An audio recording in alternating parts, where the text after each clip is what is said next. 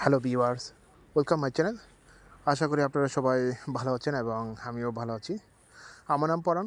বরাবরের মতন আমি আজও আপনাদের মাঝে আরেকটি নতুন ভিডিও নিয়ে হাজির হয়েছি। তবে আজ আমি আপনাদের মাঝে যে বিষয়টি শেয়ার করব, আসলে এটা উভয় পক্ষে একটি সতর্কতা, এবং এই সতর্কতাটা কী সেটা সম্পর্কে আমি কিছু বিস্তারিতভাবে কিছু তথ্য আমি আপনাদেরকে শেয়ার করব। আপনারা জানেন রোমানিয়া এবং বুলগেরিয়া সেঙ্গেনের মধ্যে অন্তর্ভুক্ত হয়েছে এবং রোমানিয়াতে অসংখ্য লোকও অবৈধভাবে রয়েছে। সেই প্রেক্ষাপটেও অনেক কোম্পানিও তারা বিভিন্নভাবে হায়ারিং করতেছে। তো তার প্রেক্ষাপটে যেটা বাস্তব একটি ঘটনা ঘটেছে সেটাই আমি আপনাদেরকে শেয়ার করতেছি। যদিও হয়তো পারে অনেকেই জানে এই বিষয়টা সম্পর্কে, আর সেটা হচ্ছে ইন্সপেক্টর, যেটাকে বলে কন্ট্রোল। তো বাস্তবে আমি গত এই মাসে প্রথম দিকেও একটি কন্ট্রোল এসেছে এবং সেটা আমি রোমানিতে বাস্তবে একটি কন্ট্রোলে অথবা ইন্সপেক্টরের সামনে মুখোমুখি হইলাম এবং ইন্সপেক্টরের হিসাবে যা যা করা দরকার তাই তাই তারা করেছে।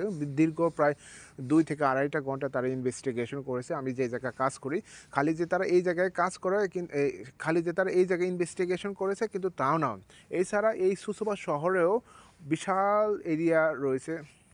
তো গতকালে একটি নিউজ পেপারে যে প্রতিবেদনটি পেলাম সেটা হচ্ছে এই সুসুবা শহরে নিয়ে, এবং এই সুসুবা শহরে নিয়ে ইমিগ্রেশন ডিপার্টমেন্টের থেকে তারা 229টি ইনভেস্টিগেশন করেছে অথবা পরিদর্শন করেছে এই সুসুবা শহরের বিভিন্ন কোম্পানিতে।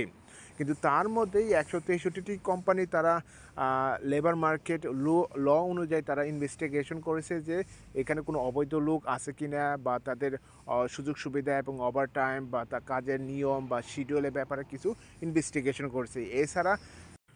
এছাড়া শিশুটির পেশাগত স্বাস্থ্য এবং সংরক্ষণের ক্ষেত্রেও তারা ইনভেস্টিগেশন করেছে। মোটামুটি প্রায় অনেকটি ইনভেস্টিগেশন করেছে 2024 সালের নভেম্বর দিকে এবং ডিসেম্বর পর্যন্ত। কিন্তু সর্বশেষ আমাদের জানুয়ারি প্রথম সপ্তাহ থেকে আমি বাস্তবতা এটা ফেস করলাম। তো যে এই বাস্তবতাগুলো ফেস করলাম আসলে এটি নর্মাল, কিন্তু নর্মাল হলেও কিন্তু এখানে একটি বিশাল অভিজ্ঞতা আমি শিখলাম। আর সেটা হচ্ছে তারা যে ইন্সপেক্টরগুলো করতেছে বা পর্যবেক্ষণ বা ইনভেস্টিগেশন করতেছে, পুনঃপুঙ্খানুভাবে ইনভেস্টিগেশন করতেছে, যেটা আমি বাস্তবে দেখলাম। যদিও আমরা এখানে কাজ করতেছি এবং কাজের ফাঁকে আরও বেশি পরিমাণে কাজ করতে হয়, কিছু করার নাই।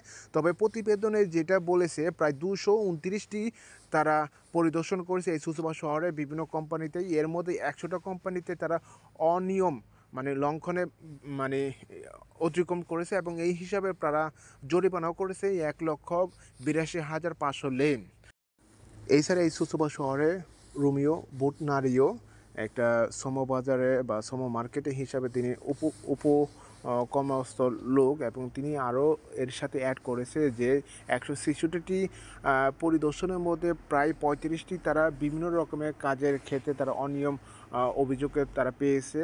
যেমন যেটা বললাম আমি যে কাজের অনিয়ম বলতে কি, তাদের কাজের শিডিউল, ওভারটাইম, বিভিন্ন রকম অনিয়ম। তাছাড়া এদের মধ্যেও এই 25টা কোম্পানির মধ্যেও প্রায় 6জনকে তারা কোনো কন্ট্রাক্ট ছাড়া কাজে পেয়েছে এবং এই হিসাবেও তারা অনেকটি জরিমানা নিয়েছে এবং এই জরিমানার পরিমাণ প্রায় 1,74,500 লেজ তারা জরিমানা করেছে।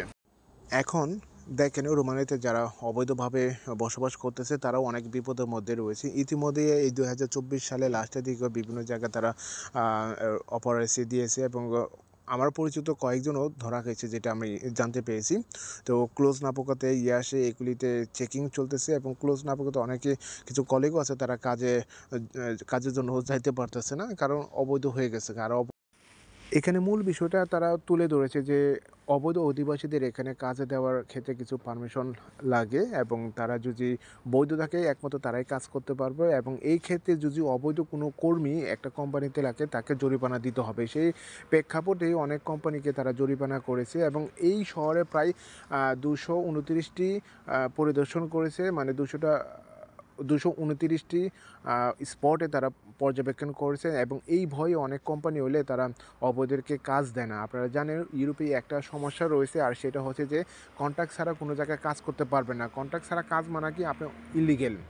সো তো প্রত্যেক বছরে তারা ডাটাবেস হিসাবে তারা নিবন্ধন করে থাকে। যেমন আমাদের বাংলাদেশে যেমন কয়েকটা যেমন আদমশুমারি অনুযায়ী যেরকম করে এখানেও একই অবস্থা। প্রত্যেক বছরে তারা এই ফরেন ওয়ার্কারদের তারা ডাটাবেসে হিসাবে এন্ট্রি করে রাখে। কারণ এন্ট্রি না করা ছাড়া কোনো ওয়ে নাই। কারণ সবকিছু হচ্ছে অনলাইন প্ল্যাটফর্ম এবং কতগুলা লোক ঢুকে, কতগুলা লোক বৈধ আছে। প্রত্যেকটা শহরে থেকে তাদেরকে রিপোর্ট দিতে হয় একেকটা ইমিগ্রেশন ডিপার্টমেন্টে।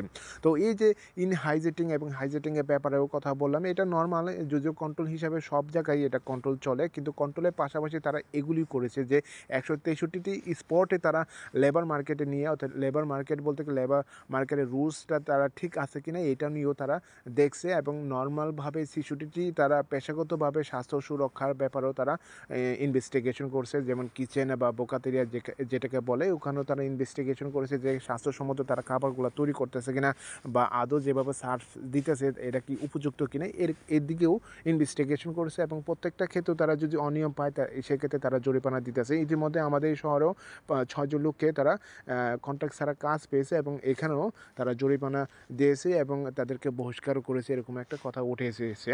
এবং এই যে প্রতিবেদনটি আরও বলেছে যে এই যে ডাটা বেজে প্রায় এই বছরে অর্থাৎ 2024 সালেও 1,39,000 সামথিং তারা নিবন্ধনে তারা ডাটা বেজে হিসাবে পেয়েছে, কিন্তু তার মধ্যে প্রায় সিজনাল হিসাবে পেয়েছে এবং এবং এবং এবং পার্মানেন্ট হিসাবে কিছুটা লোক পেয়েছে। রেসিডেন্ট কার্ড মানে কি, এখানে প্রত্যেক বছরে যে রেসিডেন্ট কার্ডগুলো ইস্যু করা হয় প্রত্যেকটা বছরেই রেকর্ড থাকে। আর এখন তো যেহেতু ফুল সেঙ্গেনের মধ্যে অন্তর্ভুক্ত হয়েছে, তাছাড়া রুলসগুলো আরও কঠোর হইতেছে। যে যেখানে যাবেন আপনার ডাটাবেসে সব জায়গায় আপনাকে দেখা যাবে। আপনি যদি এসোসো বা শহরে থেকে যদি অন্য কোনো একটা শহরেও যান, সেখানেও আপনার ডাটাবেসটা দেখতে পাবেন, কোনো সমস্যা নাই।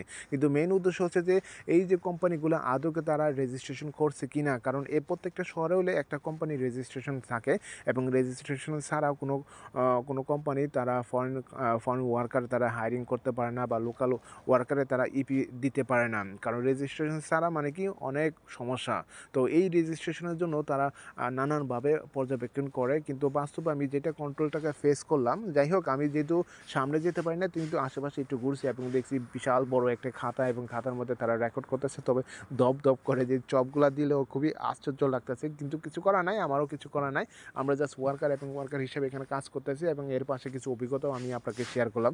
এটা সাধারণত সব দেশেই করে থাকে, যেমন মালয়েশিয়া ছিলাম, মালয়েশিয়াতে এগুলো কন্ট্রোল ছিল, কিন্তু এইটাই বোঝাইলো যে আপনি একটা কোম্পানিতে অবৈধভাবে কোনো লোক রাখতে পারবেন না এবং কন্ট্রাক্ট ছাড়া কোনো লোকই রাখতে পারবে না, যেটা এখানে প্রকাশ পেল এবং প্রতিবেদনটিতে এইটাই বোঝাইলো।